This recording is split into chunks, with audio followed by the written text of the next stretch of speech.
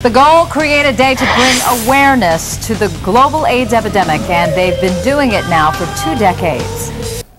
It started 20 years ago to tackle head-on an issue some wanted to ignore.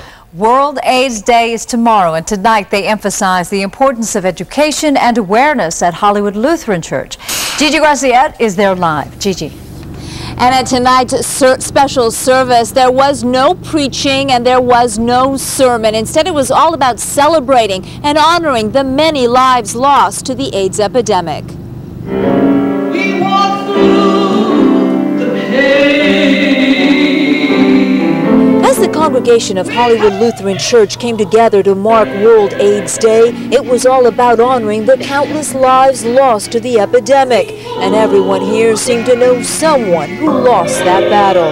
I had a dear friend of mine in the 80s who died of AIDS. I'm here to honor a couple friends back at University of Pittsburgh, where I went to college. My sister, who was a nurse, who had an accident in the operating room. I've been affected by it through people I know, not from here, but from New York City, who fell under the heading of heroin use and dirty needles and things like that. And it's heartfelt, it's heavy duty. As the 20th anniversary of World AIDS Day is celebrated, the church wanted to be a part of it, and through music,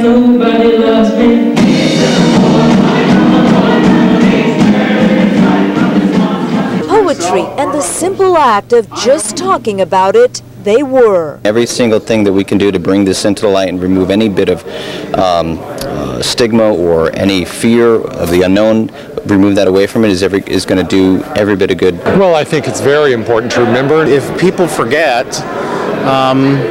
this disease will go on and continue to decimate communities. The message is compassion. The message is caring for those who are around us, who may be facing enormous personal costs and enormous difficulties coping with HIV and AIDS.